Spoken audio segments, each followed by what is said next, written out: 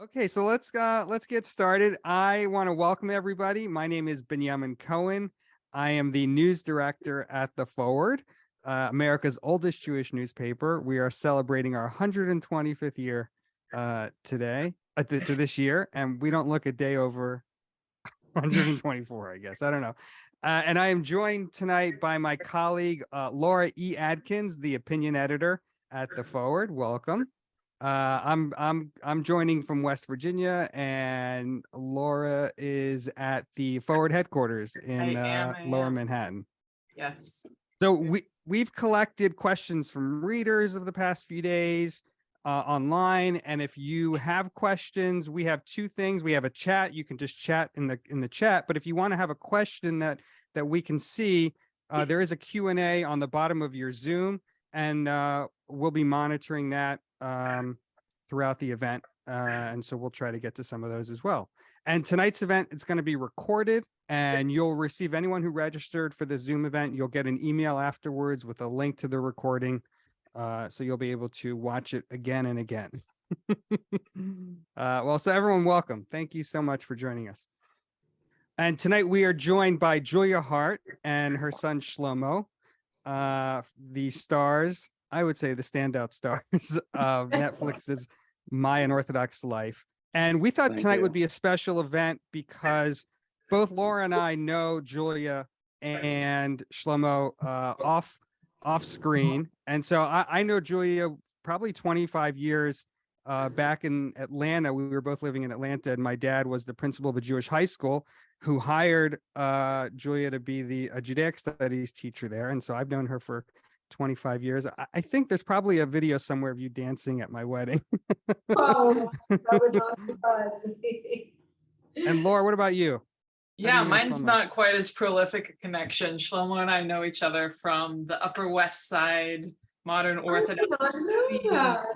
Yes, we both lived there for a while and met pre-COVID, had lots of Shabbat gatherings together. Cool. No Judaic studies happening though. Thank you. But a lot of good food. Yes, definitely. There you go. So yeah, let's get right into some of the questions that people have been sending in. So first of all, Julia, if there's anyone in America who has yet to see My Unorthodox Life, how would you describe the show? Like if we were in an elevator and you had, 30 seconds or a minute, depending on the elevator ride, how would you describe the show? Well, the first thing I would say is the most unscripted show I think ever made.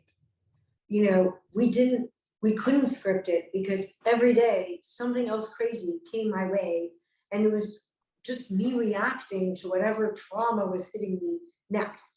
And you can see, like in the beginning of the show, I'm made up, I'm wearing clothes, then I go to makeup and bathrobe, and then I fall into no makeup, no bathrobe. I mean, I was not doing well. I mean, I'll be honest. I can't watch it. Yeah. I can't watch it. It's too triggering because it's like reliving what I went through. I've been through it once. So I think, to me, if I had to describe it in a word, it would be the most honest portrayal of the trauma of divorce that I've ever seen on TV.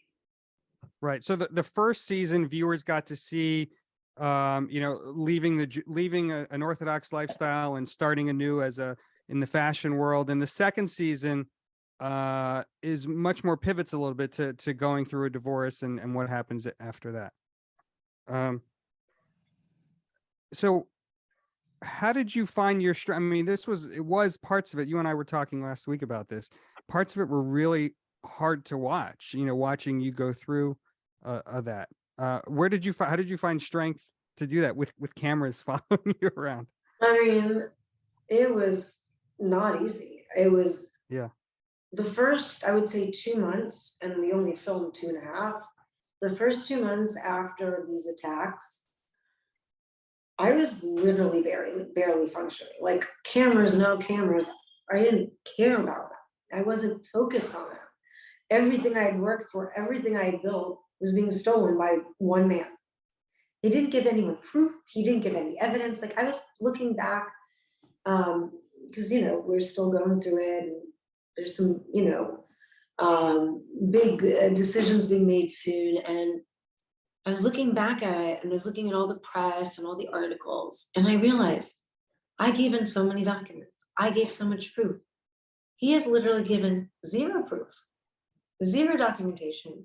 And yet, because he's a man and he is, you know, from a fine college with a fabulous background and a fancy pedigree, and I'm a no one from nowhere in Muncie, New York, with no past, no history, no college education, they just believed him.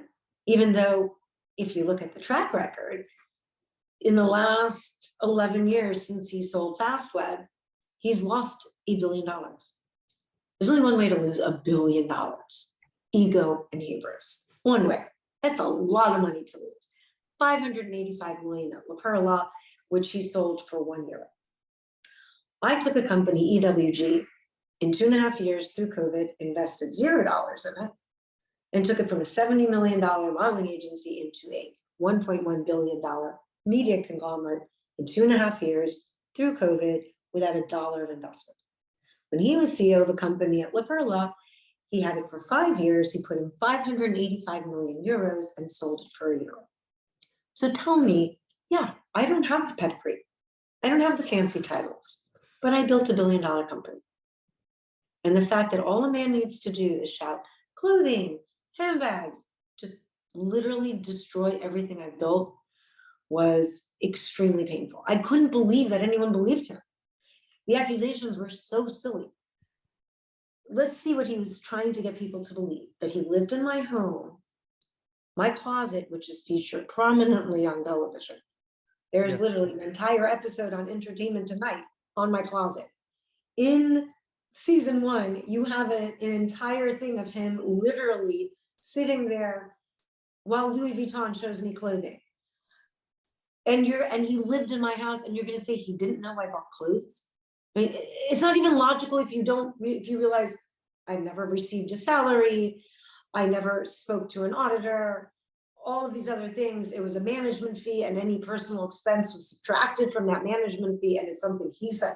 Like, I have so much documented proof, and it doesn't seem to matter because I'm a woman from nowhere, and he's a man, and that's all that anyone cares about.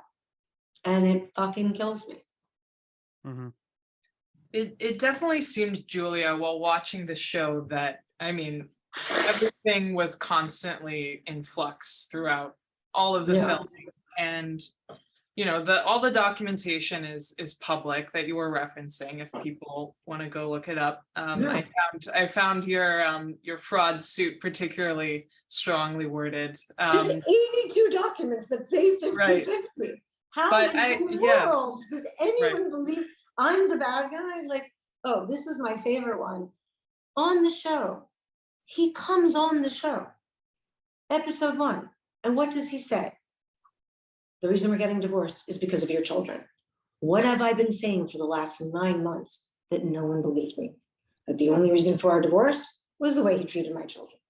He also says, on camera, filming in Netflix, we have built things together. We will continue to build things together. Why even bother getting a divorce, right? No one believed me when I said that either, that the original plan was to keep all the holding companies intact and to just divorce because of how horribly he treated my children, but to stay business partners. That was the plan. And nobody believed me. And here it is on camera, on season 2. It's not my word against his. It's his own word against his. That anyone still believes this man is incomprehensible to me. And also, though that dinner occurred 5 days before I was fired. Wow. The dinner you were that we saw in the first episode. 5 days. 5 days. Wow. I'm in awe of you. I'm in awe of what you do. I'm in awe of how you do it. We're going to build things. We're going to keep building. Yeah. Everything I have said is 100% true. The judge didn't believe me when me and Miriam said what Sylvia did to me, and I wasn't able to show him the footage. But that footage, that conversation with me and Miriam, is when I still thought the divorce was going well. I had no reason to lie about him then. That was even before the dinner when he says, let's not bother getting divorced at all. The reality is that the only thing that changed is that between that dinner and the Monday I got fired, I told Silvio I don't want to be his partner anymore.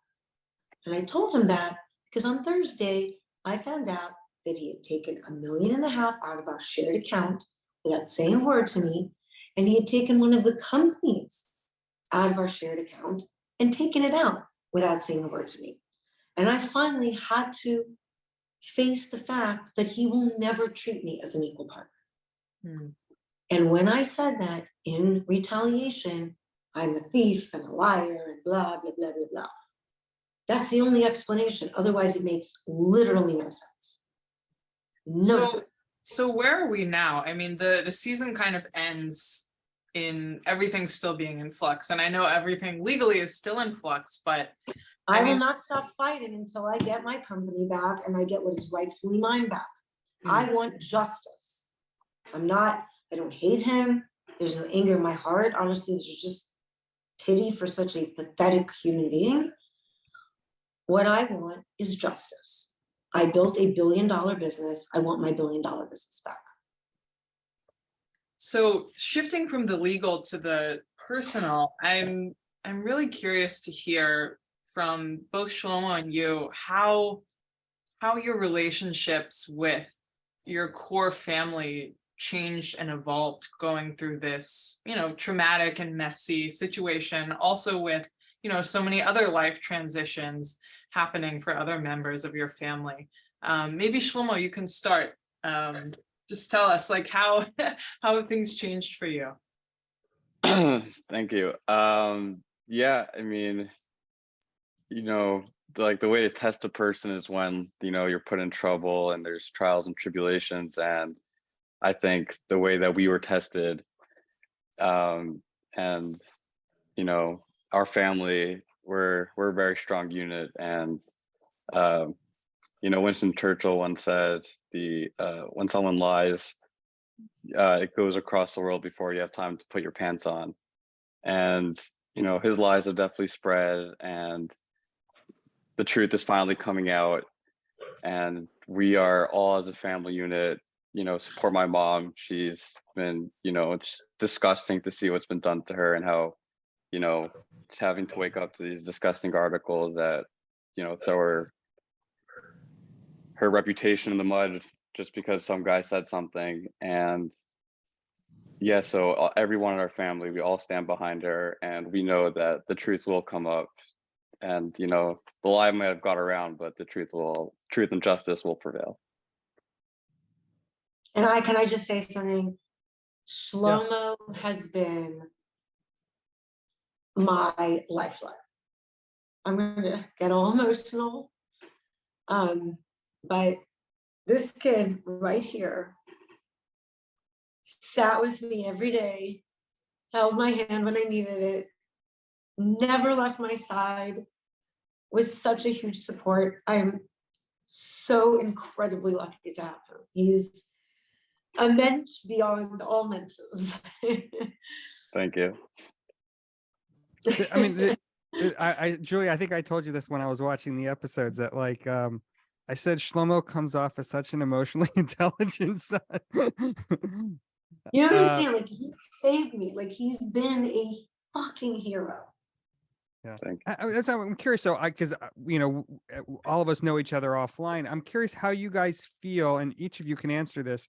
How do you guys feel that how the show portrays you? Is it accurate? Is it sensationalized for TV and edited for TV, or is that you think what people see is what you are off screen? You can take it first, one. Go ahead. I mean, I think everyone, but I know definitely for myself that when it comes to how we're portrayed, I'm very much myself. I'm not an actor in any way. I actually have won like the most of my friends when they watch it and they come, hey Shlomo, like it's crazy how much you sound like yourself. I'm like, well, yeah, because I am myself. Yeah. So yeah, it's very much me. What you see is what you get, and that's what it is. And from my side, I was too crazed to be scripted. I mean, I was just trying to get through the day. You know, Yeah. I didn't have the time, wherewithal, energy, or mental acuity to be able to like script anything. It was just like survive, get through the day. Tomorrow's another day. Yeah. Is there stuff you wish they would have shown more of that they didn't show? I wish, you know, of course, you know, hindsight. I mean, I was so not in, you know what I mean? I was just struggling to survive. I wasn't really focused on everything else. Of course, I always love to see more of my children. You know, I would love to have seen more of Batsheva, you know, and more of Shlomo. And I think they deserve, you know, big stories. But I think in general, I'm very happy with how it came out. And I think my biggest statement is gratitude to JJP and Jeff Jenkins and Netflix. I gave them all the documentation. I showed them all the proofs, and they stood by my side and they held my hand and they supported me. And I will never, ever forget their support and their kindness. Really.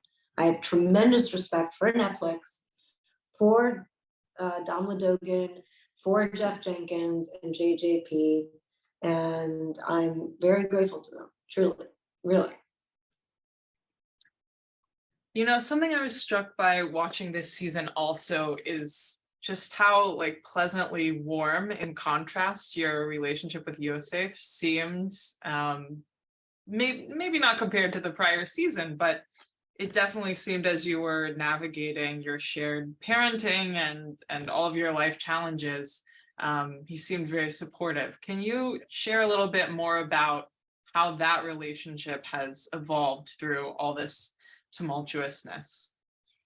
I mean, yes, you know, I'm very, you know, I've managed to stay friends with everybody, even my religious ex-husband. You know, we're great co-parents. He's been very supportive. He's horrified by what's been done to me. Little did I know that the guy I chose would be so much worse than the guy that was chosen for me. Go figure. Oops. What about you, Shlomo? How do you feel that, you know, the relationship with your father? I mean, the whole season, like family to me, I don't know, you know, Jewish upbringing, the culture, family is number one.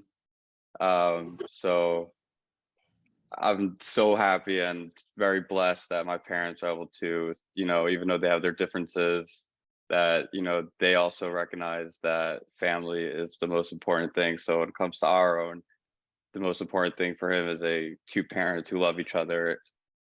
Let me rephrase that. Two parents who love their son and they want to work the best way to help their son to be in a loving environment.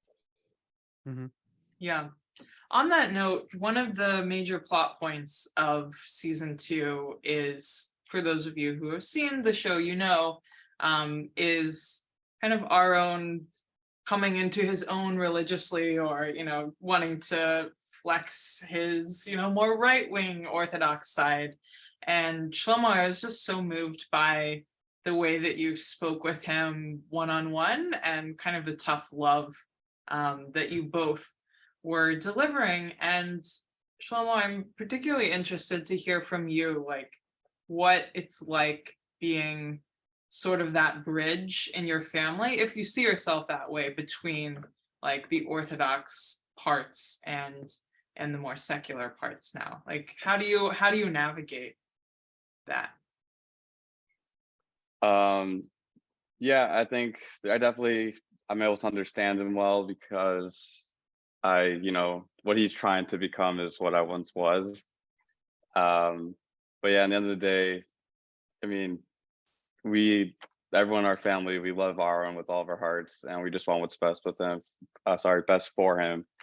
So, you know, yeah, if we have to give a little tough love, but again, it's from a place of love, and we truly care about him. You know, speaking of the way Orthodoxy is portrayed on the show, that was a major, when the show first came out in the summer of 2021, that was kind of the big conversation that was happening was, and we've gotten a lot of questions from our audience about this, about, the portrayal of orthodoxy on TV. And some people were like, that's not the way it is. It is the way it is. And, I highly recommend everybody read this, doorstopper of a book that Julia wrote, Brazen, which really goes into the 42 years or whatever it was before she left the community. Everything that happens before the Netflix show is in this book, and it really explains how you grew up and why you decided to leave. And what I'm always interested in hearing from you, Julia, is, people may be misconstrued that you don't like Judaism or you don't like Orthodoxy. And I mean, speak to that, because I don't think that's actually what reality is. That is absolutely not. Yeah, thank you, Ben. You're 100% correct. I'm super proud to be a Jew. I think we're absolutely awesome. I think that the world's morals and so much of Western culture is built around Jewish thoughts and concepts. And I think I'm probably one of the few seers in the world who brings in stories from the Gemara in business meetings. I mean, I remember I was in this one meeting with a bunch of people at EWG, and this one was saying, oh, but this person won't like this, and then that person's like, but if we do this, that person won't like it. And I was like, guys, let me tell you the story.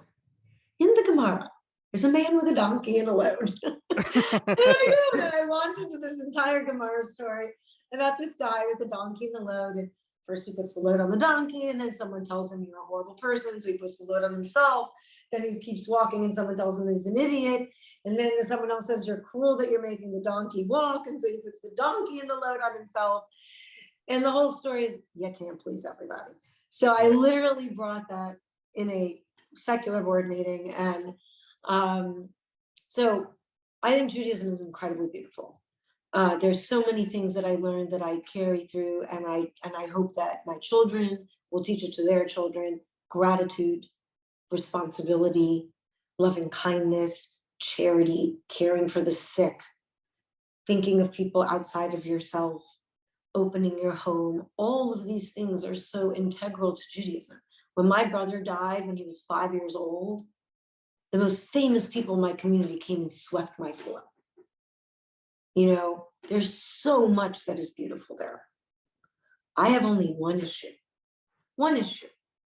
and that is there are laws there that denigrate women and cause tremendous pain and harm. And all I ask is for those laws in that extremist version of Orthodox Judaism to be changed. My son, Aaron, goes to a modern Orthodox school. That school is proof positive that you can have both. These are religious people who go to college, who are full functioning members of the outside world, and yet they keep kosher and they keep Shabbos. But their women go to college. Their women have careers. Their women aren't told that the only purpose in their life is to have babies. So I absolutely believe that you can be a religious Jew without denigrating women. And I think it's beautiful. And by the way, I had two things happen to me recently that proved to me that it is coming out in the show how much I love Judaism, how beautiful Judaism is. And I'm going to tell you those two things because they're pretty shocking. You ready for this? And I asked, and she gave me permission to use her name. So I'm going to use her name. So I've never been politically active in my life. I always told my kids, Shlomo, what did I always tell you? When would I ever become politically active? Abortion. That's women's correct. rights. That's it. I've always said the only way I will ever get involved in politics is if they reverse Roe versus Wade. Little did I know that they would actually do that. So once they did that, I became very politically active. I've met with Biden, I've met with Clinton, and I had this event at my house, and this woman comes over and she says to me, Julia, your show changed my life. And thankfully, I think it's something Shlomo and I hear all the time. People tell us they've left bad marriages, they've left abusive situations, they've started businesses, they've chosen not to commit suicide. I think our show has done a lot of good. So I assumed it would be one of those things. So I said to her, oh, cool. In what way? You ready for this? Yeah. After she watched my show, she converted to Judaism because she thought it was so beautiful. And her name is Heidi Seek. She is very dear friends with Kamala Harris. She's an incredibly important political figure. She runs a massive organization that's put over 800 women into office. She's the coolest person ever. And she literally became a Jew after watching my show.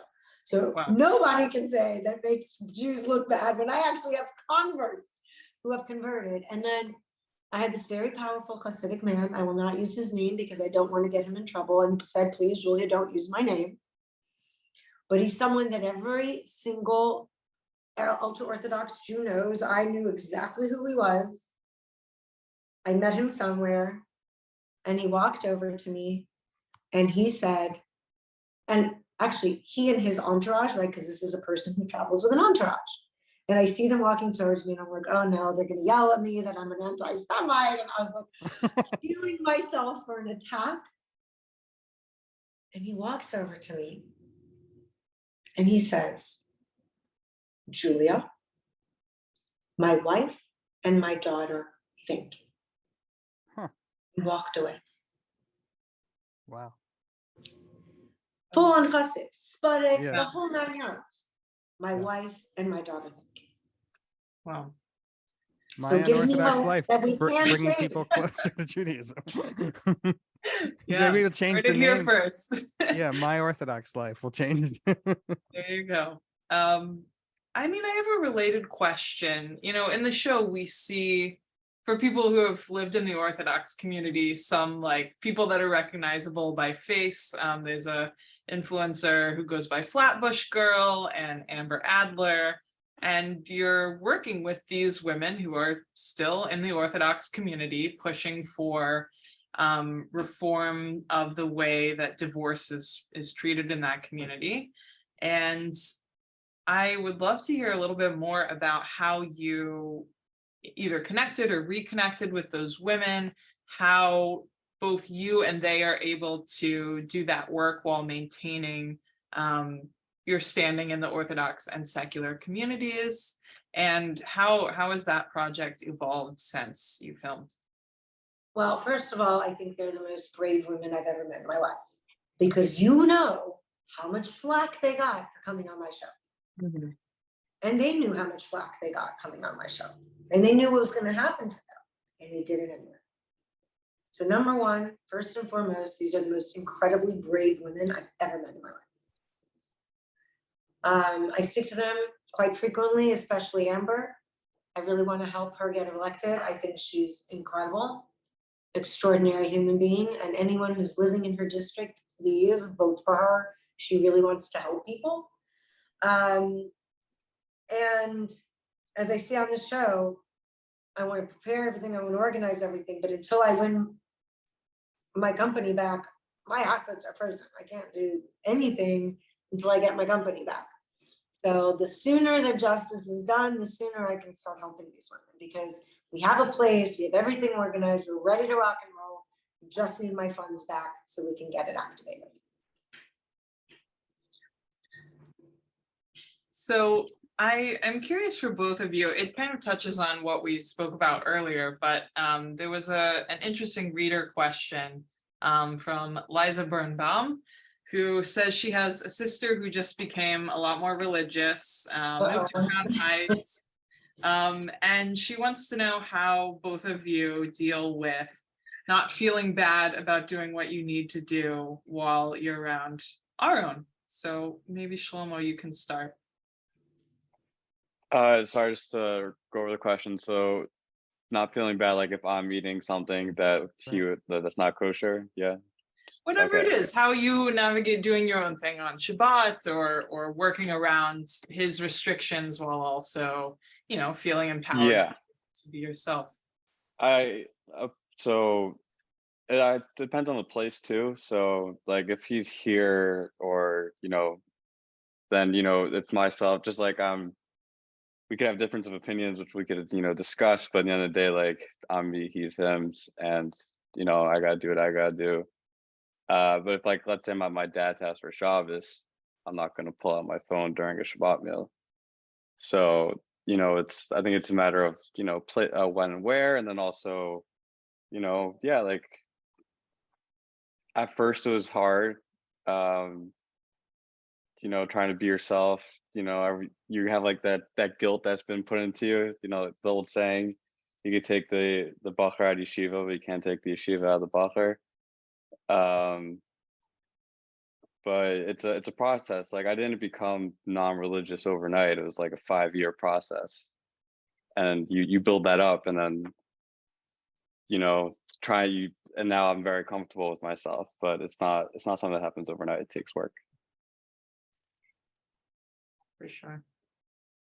Benyamin, do we want to switch to some lightning round questions? I want to, we're getting a ton of questions from the audience, so I'm just going to Wow. kind of do some. So, first of all, both people want to know about both of you. How is your dating life for Julia and for Shlomo? We got a lot of questions on Instagram. We got a lot of questions. I'm still single, and yeah, I go on dates now and then. I have all the apps. I just went on a date the other night. It was nice, and then going on a date actually from someone slid into my DM. So I'm going on a date Saturday night with the shop, it's whatever. And yeah, I mean, nothing crazy. Over the summer I was in a relationship that lasted for like a month and a half. That's my longest so far. Oh, I was start somewhere. Yeah. And yeah, just exploring. that's cool. Julia, what about you? We saw you trying to sow your wild oats after divorce. What's going on now? Literally have no clue what I'm doing. Still have no clue what I'm doing. I realized I'd never dated before, because I didn't date in my community. When I left, it was more about, okay. And then I met a guy who became my boyfriend, and then I met my husband. So I've never actually dated. So this is the first time in my life. I went on all the apps, but now I just kind of predominantly use Raya, because the other ones just got too many people. It was just impossible to figure it out. I've met some really cool people. I have not yet met someone who I can see as a boyfriend, but I have managed to meet people who are going to stay my friends. And I realize it's the first time in my life I get to say no to guys. I know this sounds so dumb, but I have found swiping left incredibly empowering, because I realized in my entire life I've never said no to guys. Yeah. And it feels really good. Feels good to say yes Finally. to sometimes, Yeah. don't forget. But swiping left is incredibly empowering. I actually love it. So there we go. Sharon G asks, can you speak to how Miriam is doing now? As a queer Jewish therapist, I appreciate her visibility. She's incredible. She's dating, she's playing, she's discovering, and she's having a lot of fun. She's just, Let's see if we can answer this in one sentence.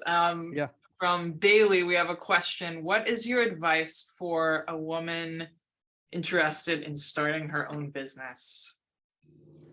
Oh, I love that question. Don't let anyone talk you out of it. Ignore all the noise and voices around you telling you you can't. And literally talk to yourself in the mirror and tell yourself you can. There is so much power in manifestation. There's so much power in hearing your voice and ensuring that it's stronger, louder, and overpowers all the voices that tell you you cannot. I got a question here from we know you're from Russia. You were born in Russia, I think. And they want to know, since this is an event sponsored by the Forward, if Russian was your first language, or did you speak any Yiddish at home? Russian was my first language. I left when I was 3 years old, and I came to the United States when I was 5. And what happened in between is all in my book. That's right. And interestingly enough, I'm actually going to the Ukraine soon. I can't say the dates. I'm not allowed to. I'm going to be meeting with the troops and delivering ambulances and much needed medical supplies.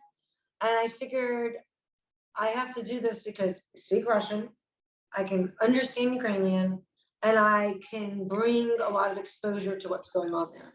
So I'm really excited about that. I'm going to the Ukraine and drive in an ambulance. I actually learned how to drive stick shifts just so that I could drive this ambulance. Oh, wow. Making lots of news on this panel. We got a question from Sabrina. Shlomo, why don't you start? Do you miss any aspect of your old life? Ooh, I guess the aspect that you miss from being religious is that all your questions are answered, and when you're no longer religious, it's more like there's just more questions, because religious, the world was created for this purpose and you have to do this and this. Not religious, I don't know, I'm here to figure that out. So there's, like, ignorance is bliss. So not saying that everyone's ignorant, but more just like when you have something that's set, there's an easier thing to it. But me not believing that that is what the truth is, I just couldn't stay in that. If that makes sense. Mm-hmm. Yeah. Julia, what about you? Oh, is there anything you miss from your old life? Community. I miss people. I miss my friends. I miss my family. I miss the people. I've never had anything against people. I miss my friends. I miss my family. A related question to this for both of you. Shlomo, you can start again. How do you leverage your Jewish knowledge? This is something I struggle with also. How do you leverage your Jewish knowledge in the secular world in a way that it is well received? Or do you ever get pushback? Or do you just not talk about it so much? Well, I live in the Upper West Side still, and it's actually funny because even though a lot of my friends are still, modern Orthodox, and I spend Shabbos with them all the time, and I know more halacha with regard to Shabbos than many people in my neighborhood do. So, like, a lot of times I don't know if I'm supposed to, like, they want me to tell them they're doing something wrong or not. So I get in that situation a lot. And then I guess in the general, in college, and I like debating people and, like, hearing new ideas and looking at things in different ways. So I've, had theological debates many times with a lot of different people. And yeah, I think just in general, the one good takeaway is that I've developed a very analytical mindset to most things I do now because of my Talmudic teachings.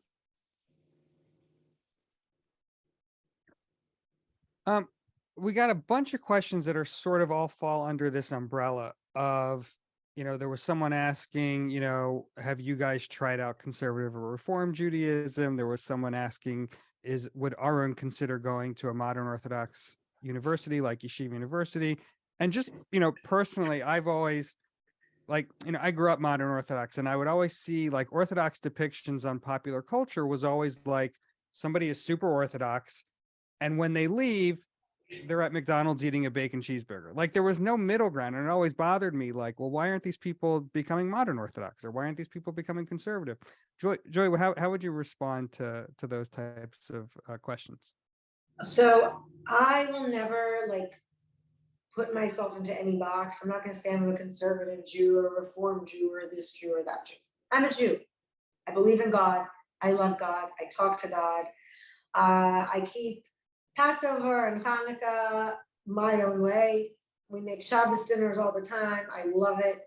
But I will never, I don't believe that you have to belong to a specific organized religion. I think I don't know what God wants. I don't want to pretend that I know what God wants. What I think my role in life is to help others achieve the freedom that I've achieved. And I hope God likes it. That's all I can do. Mm-hmm. I think a related question that we got from Leah is what have you learned about yourself since your divorce? Oh, oof, too much. How much time do we have? I guess stuff I did not want to face. I'll be honest.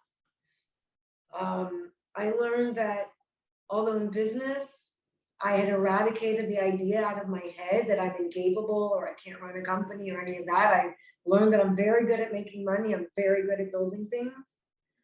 But when it came to my personal life, I was still the subservient, pleasing, not equal partner in my marriage. And I let that happen to me.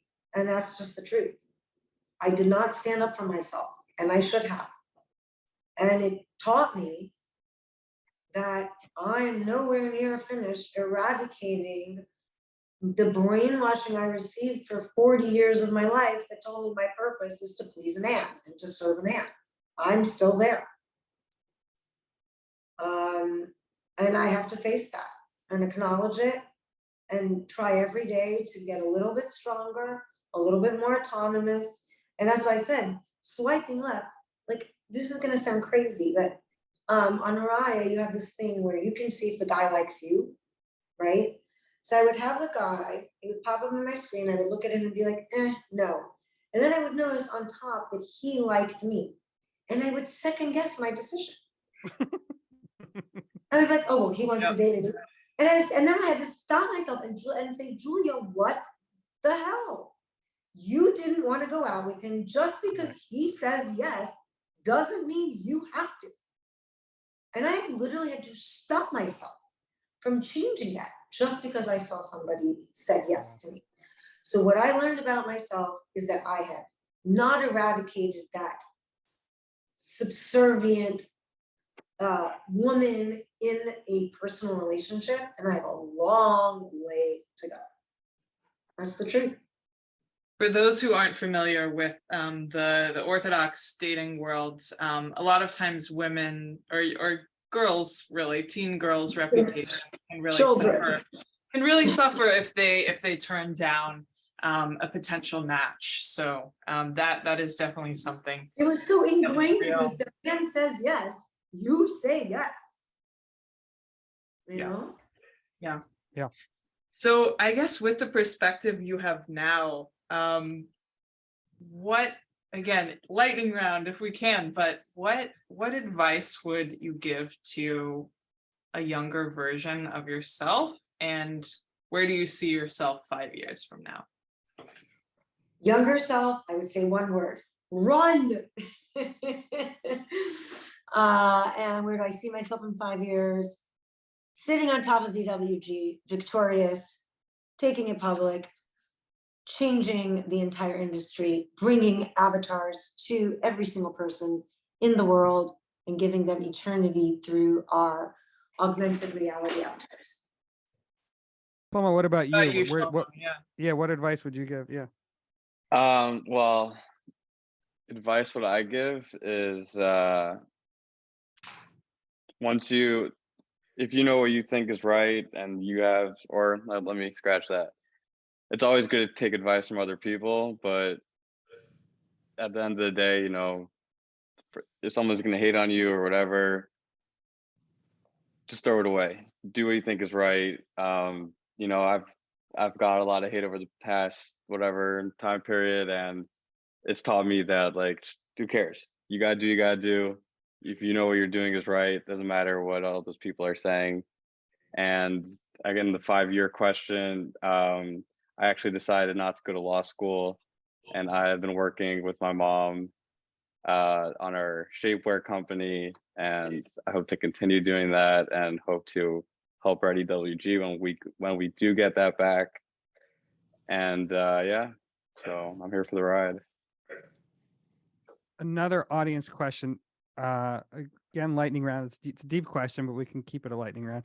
Melissa asks, and this is for either of you, can you share your thoughts on how you think about the rise in anti-Semitism that's been happening in the last several months? So you want to take it first and I'll answer? Sure. So actually, a lot of people don't know this about me. I was actually assaulted on 107th and Broadway in 2019 when I was still wearing my yarmulke. So I've noticed personally the rise in anti-Semitism. I do think it's a huge problem. When I was on campus, both my colleges, I was part of all the pro-Israel clubs and the Hillel. And the reason I got involved in that was because I felt the hate, saw the hate. I do think there's a systemic problem. And yeah, it's, we need more voices speaking out against it. I mean, we still live in a great place. I mean, if you look through history, it's still a good time, but we definitely have to keep it that way and speak out against these things. And, it breaks my heart when I see these videos of people being attacked on the streets. And yeah, I think the more we, like Kanye West, thankfully so many people spoke out and like, this is egregious and disgusting. And, thankfully there's consequences. So we got to keep pushing, like people can't get away with what they're doing. And hopefully we'll be able to take down the heat a bit. And from my perspective, I'm a very loud Jew. So I've gotten some hate, but I think but Shava has received the brunt of it. Someone sent her a picture, and it was titled Jewish baby carriage, and it was like a baby carriage frame with an oven. And the actual carriage should be. People write things to her that would make your hair stand on it, truly. So do I think anti-Semitism is a big problem in this country? Yes, I'm very afraid. It seems very similar to Germany pre-World War II. And the worst part is that whether you go to the left or to the right, they hate us anyway. Extreme right hates us, extreme left hates us, and I just don't understand why. What have Jews ever done to anyone that anyone hates them? It's just not logical to me. So it's very, very worrying to me, extremely concerning. I think it's a serious problem. I don't think we can hide our heads in the sand and say, oh, we'll be fine. I think we have to get very loud. I recently posted an article by a dear friend of mine, Alexandra Henkin, which was really great about anti-Semitism. And I think that we have to speak up. It's very, very concerning. It's worrying. It's scary. We got I'm aware of the time. We got 5 minutes left, so we'll just do a couple more questions. We'll try to go fast.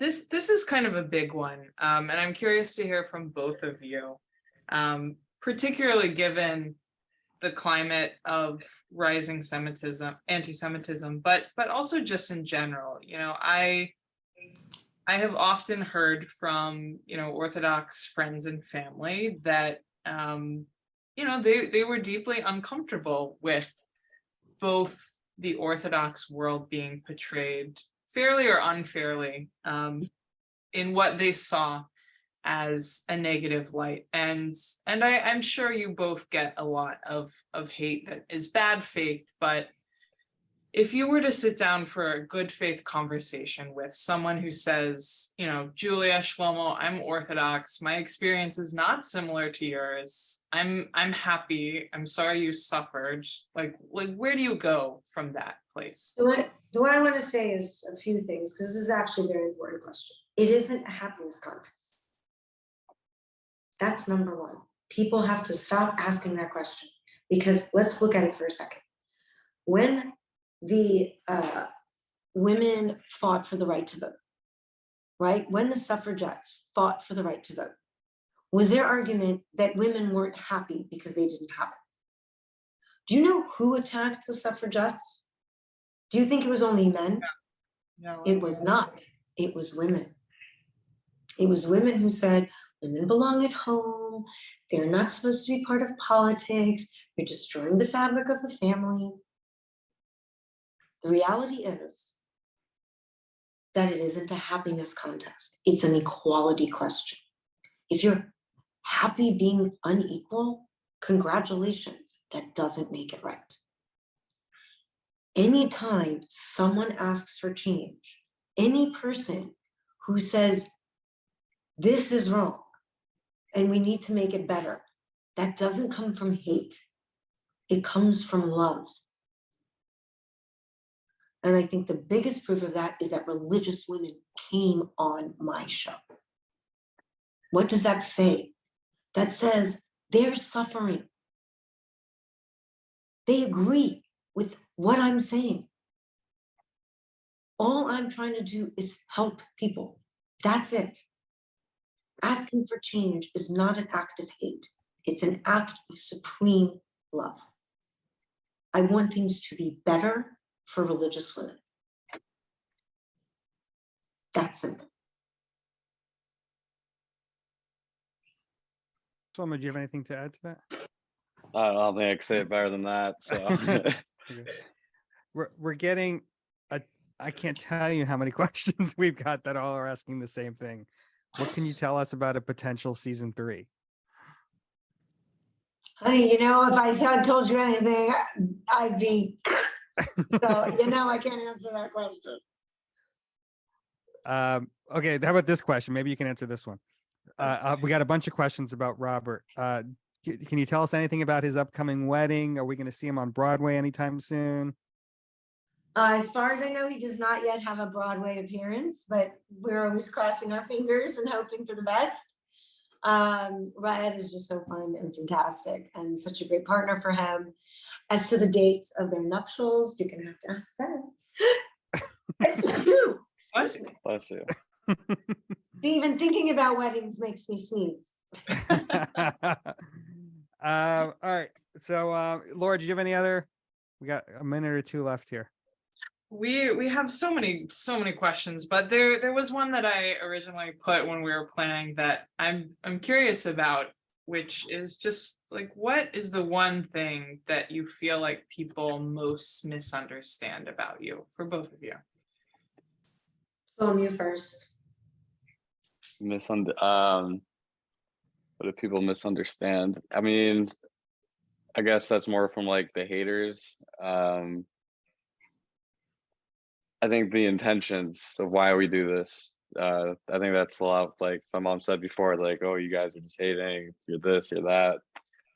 And no, like, we're here, one, just to tell our story, and two, because we are trying to make the world a better place.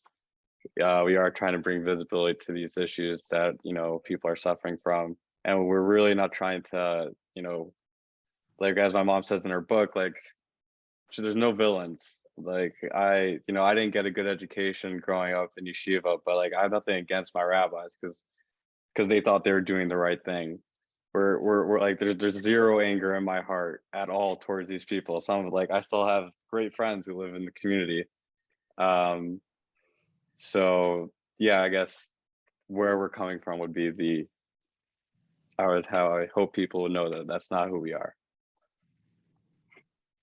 And I guess for me, I just wish people would look at facts instead of a man's voice screaming accusations. Do some research.